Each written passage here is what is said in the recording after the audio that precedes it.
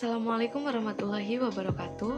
Perkenalkan, nama saya Devi Triana dengan NIM 1917201030 akan sedikit memaparkan bagaimana sih cara agar pendapatan kepabeanan dan cukai di Indonesia itu tetap mengalami peningkatan walaupun diberlakukannya single tarif.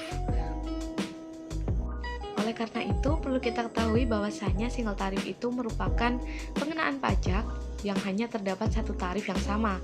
Artinya, tarif yang dikenakan pada barang dan jasa yang kebutuhannya itu pokok atau primer itu sama dengan tarif yang dikenakan pada barang dan jasa yang sifatnya tersier. Pada single tarif ini, salah satu contohnya itu ada pada pajak pertambahan nilai, yaitu sebesar 10% secara umum.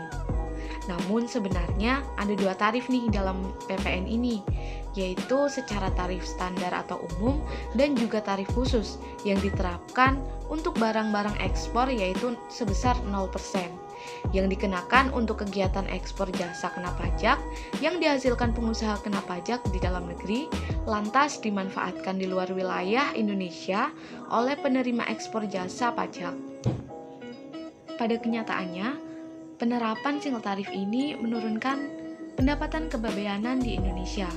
Oleh karena itu, perlu adanya beberapa cara nih atau langkah agar pendapatan kepabeanan di Indonesia itu tidak mengalami penurunan atau mengalami defisit. Ada beberapa cara yang dapat dilakukan oleh pemerintah untuk menaikkan pendapatan cukai di Indonesia, yaitu dengan cara yang pertama yaitu pemberlakuan tarif MFN. Tarif bea masuk MFN atau Most Favorable Nation adalah tarif bea masuk yang dikenakan atas barang impor yang masuk ke suatu negara dari negara lainnya, kecuali negara yang memiliki perjanjian khusus mengenai tarif bea masuk dengan negara tersebut. Pemberlakuannya itu ada pada bea masuk untuk tas, yaitu sebesar 15-20%, untuk sepatu 25-30%, untuk produk tekstil sebesar 15-25%, untuk PPN sebesar 10%, dan juga untuk PPH itu sebesar 7,5% sampai 10%. Hal tersebut itu berguna untuk melindungi industri yang ada pada dalam negeri. Sebelumnya perlu diingat kembali juga bahwa single tarif ini hanya untuk impor barang kiriman dan barang bawaan penumpang. Sedangkan untuk impor umum itu tetap menggunakan tarif MFN yang telah dijelaskan sebelumnya. Misalnya nih, untuk HP pada tarif MFN itu sebesar 0%. Tapi jika HP itu diimpor lewat barang kiriman atau barang bawaan penumpang, itu maka akan dikenakan tarif sebesar 7,5%. Cara yang kedua yaitu dengan menaikkan tarif PPN.